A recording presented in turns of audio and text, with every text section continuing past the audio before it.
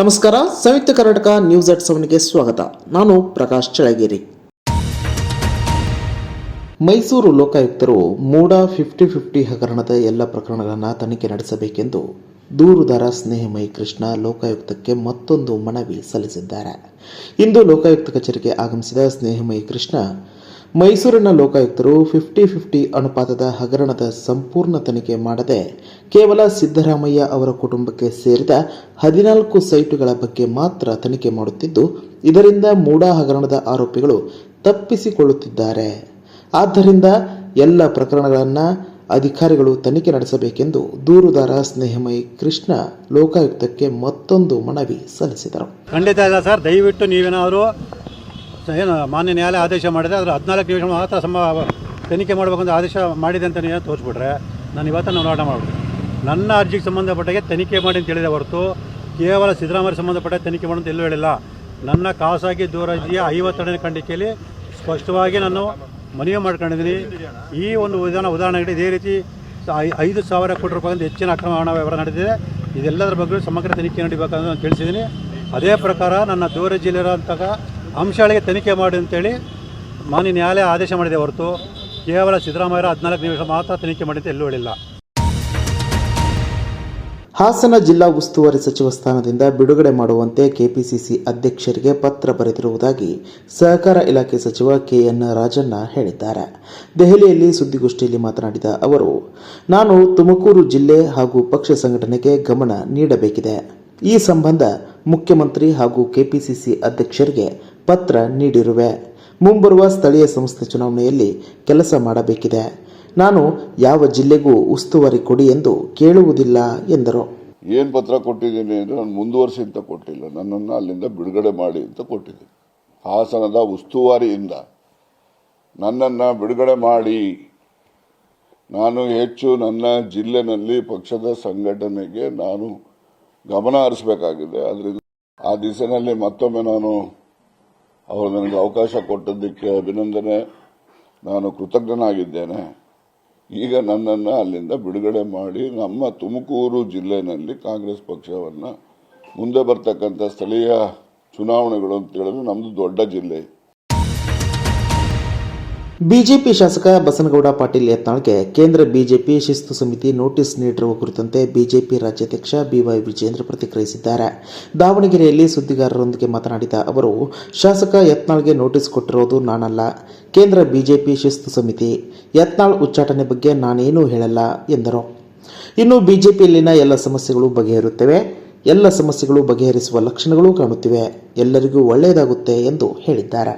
Notice ಕೊಟ್ಟಿರೋದು ನಾನಲ್ಲ,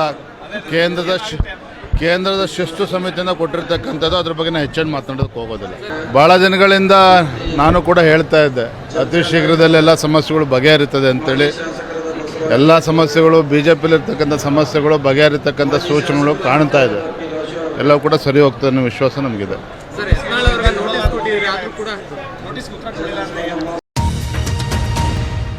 ಪೊಲೀಸರಿಗೆ ರಾಜ್ಯ ಸರ್ಕಾರದ ಮೇಲೆ ನಂಬಿಕೆ ಹೊರಟು ಹೋಗಿದೆ ಎಂದು ವಿಪಕ್ಷ ನಾಯಕ ಆರ್ ಅಶೋಕ್ ಹೇಳಿದ್ದಾರೆ. ಹಾಸನದಲ್ಲಿ ಮಾಧ್ಯಮದವರೊಂದಿಗೆ ಮಾತನಾಡಿದ ಅವರು, ಉದಯಗಿರಿಯ ಇಡೀ ಘಟನೆ ಮುಚ್ಚಿ ಹಾಕಲು ಕಾಂಗ್ರೆಸ್ನವರು ಹುನ್ನಾರ ಮಾಡುತ್ತಿದ್ದಾರೆ. ಈ ಕೇಸ್ನಲ್ಲಿ ಅಂತಿಮವಾಗಿ ಪೊಲೀಸರೇ ಅಪರಾಧಿಗಳಾಗುತ್ತಾರೆ. ಪೊಲೀಸರನ್ನೇ ಸಸ್ಪೆಂಡ್ ಮಾಡಬಹುದು. ಅಷ್ಟರ ಮಟ್ಟಿಗೆ ಮುಸ್ಲಿಮರನ್ನ ಓಲೈಸುತ್ತಿದ್ದಾರೆ. ಕೂಡಲೇ ಈ ಸರ್ಕಾರ ಪೊಲೀಸರಿಗೆ ಕ್ಷಮೆ ಕೇಳಬೇಕು ಎಂದರು. ಇಡೀ ಘಟನೆಯನ್ನು ಮುಚ್ಚಾಕುವಂಥದ್ದಕ್ಕೆ ಕಾಂಗ್ರೆಸ್ ಅವರು ಹುನ್ನಾರ ಮಾಡ್ತಾ ಇದ್ದಾರೆ. ಅದಕ್ಕೆ ಬೇಕಾದಂಥ ಎಲ್ಲ ಬ್ಯಾಕ್ಗ್ರೌಂಡನ್ನು ಕ್ರಿಯೇಟ್ ಮಾಡ್ಕೊತಾ ಇದ್ದಾರೆ. ಅಲ್ಟಿಮೇಟಾಗಿ ಪೊಲೀಸವರೇ ಅಪರಾಧಿಗಳಾಗ್ತಾರೆ. ಈ ಕೇಸಲ್ಲಿ ನೀವು ನೋಡಿ, ಪೊಲೀಸವರೇ ಅಪರಾಧಿಗಳಾಗ್ತಾರೆ 100%. ಅವ್ರ ಮೇಲೇ ಈ ಸರ್ಕಾರ ಬೇಕಾದರೆ ಕ್ಯಾಬಿನೆಟ್ಟಲ್ಲಿಟ್ಟು ಒಂದಷ್ಟು ಜನ ಪೊಲೀಸವ್ರನ್ನೂ ಸಸ್ಪೆಂಡ್ ಮಾಡಿದ್ರೂ ಆಶ್ಚರ್ಯ ಬೀಳಬೇಡಿ. ಪೊಲೀಸವ್ರನ್ನೇ ಸಸ್ಪೆಂಡ್ ಮಾಡಿದ್ರು ಆಶ್ಚರ್ಯ ಬೀಳಬೇಡಿ. ಆ ಪರಿಸ್ಥಿತಿ ಇವತ್ತು ಮುಸಲ್ಮಾನರ ಓಲೈಕೆ ಮಾಡಿ ಇಡೀ ಕರ್ನಾಟಕದ ಕಾನೂನು ಸುವ್ಯವಸ್ಥೆಯನ್ನು ಗಾಳಿಗೆ ತೂರಿದಂಥ ಒಂದು ಸರ್ಕಾರ, ಕಾಂಗ್ರೆಸ್ ಸರ್ಕಾರ, ಸಿದ್ದರಾಮಯ್ಯನವ್ರ ಸರ್ಕಾರ. ನಿಜಕ್ಕೂ ನಾಚಿಕೆ ಆಗಬೇಕು ಇವ್ರಿಗೆ. ಏನಾದರೂ ಮಾನ ಮರ್ಯಾದೆ ಇದ್ದರೆ ಕಾಂಗ್ರೆಸ್ ಅವ್ರಿಗೆ. ಪೊಲೀಸರ ಆತ್ಮಸ್ಥೈರ್ಯನ ಕುಗ್ಗಿಸಿದ್ದಾರೆ. ಯಾವ ಸರ್ಕಾರ ಅಧಿಕಾರಿಗಳನ್ನು ನೈತಿಕವಾದಂಥ ಬೆಂಬಲ ಕೊಡಬೇಕಾಯಿತು, ಅದೇ ಜನ ಇವತ್ತು ಪೊಲೀಸರನ್ನು ತೆಗಳಿಕೆ ಮಾಡ್ತಾ ಇದೆ. ಅಂದರೆ ಹಾದಿಯಲ್ಲಿ ಹೋಗೋ, ಬೀದಿಯಲ್ಲಿ ಹೋಗೋ ಜನನೂ ಇನ್ಮೇಲೆ ಪೊಲೀಸರನ್ನ ಏಕವಚನದಲ್ಲಿ ಮಾತಾಡಿಸ್ತಾರೆ.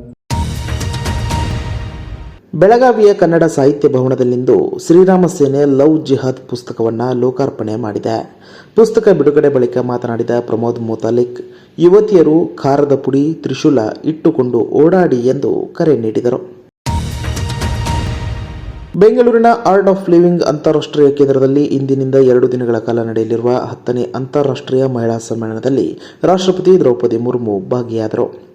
ಈ ವೇಳೆ ಮಾತನಾಡಿದ ಅವರು, ಪ್ರತಿಯೊಬ್ಬರೂ ನಿಮ್ಮ ಗುರಿಯತ್ತ ಇಡುವ ಪ್ರತಿಯೊಂದು ಸಣ್ಣ ಹೆಜ್ಜೆಯು ಅಭಿವೃದ್ಧಿ ಹೊಂದಿದ ಭಾರತ ಮತ್ತು ಅಭಿವೃದ್ಧಿ ಹೊಂದಿದ ಪ್ರಪಂಚದತ್ತ ಕರೆದೊಯ್ಯುವ ಒಂದು ಹೆಜ್ಜೆಯಾಗಿದೆ ಎಂದು ತಿಳಿಸಿದರು. India's Nari Shakti is rising to aspire, achieve and contribute.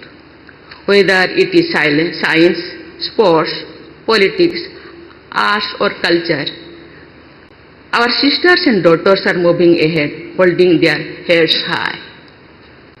They are making their families, institutions in the country proud.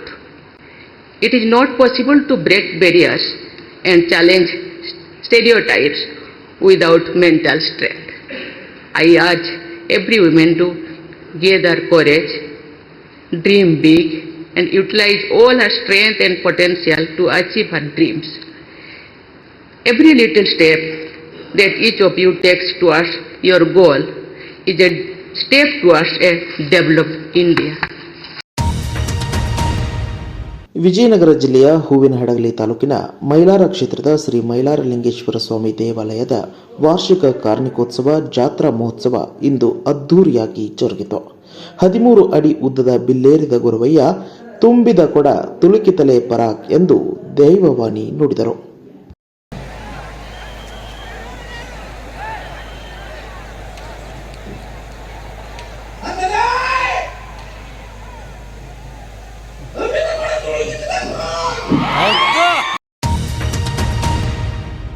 Kali ನದಿಗೆ ಅಡ್ಡಲಾಗಿ ಕಟ್ಟಿರುವ ಸೇತುವೆ ಪಿಲ್ಲರ್ ಕುಸಿದ ಘಟನೆ ಇಂದು ನಸುಕಿನ ಜಾವ ನಡೆದಿದೆ. ಕಾರವಾರದ ರಾಷ್ಟ್ರೀಯ ಹೆದ್ದಾರಿ 66ಕ್ಕೆ ಸಂಪರ್ಕವನ್ನ ಈ ಸೇತುವೆ ಕಲ್ಪಿಸುತ್ತಿತ್ತು. ರಾತ್ರಿ ಹೊತ್ತು ಈ ಘಟನೆ ನಡೆದಿದ್ದರಿಂದ ಭಾರೀ ಅನಾಹುತವೊಂದು ತಪ್ಪಿದಂತಾಗಿದೆ. ಇನ್ನಷ್ಟು ಬರವಣಿಗೆಗಳು, ವಿಶೇಷ ಲೇಖನಗಳು ನಿಮಗಾಗಿ ಕಾಯ್ತಾ ಇರ್ತವೆ. ಓದ್ತಿರಲ್ವಾ?